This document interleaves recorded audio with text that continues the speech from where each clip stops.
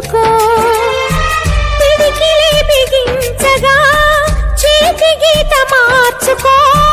మారిపోని కథలే లేవని గమనించుకో. తోచినట్టుగా అందరి రాతను బ్రహ్మే రాస్తాడు.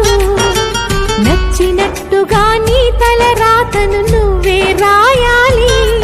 నీ ధైర్యాన్ని దర్శించి దైవాలే తలదించగా,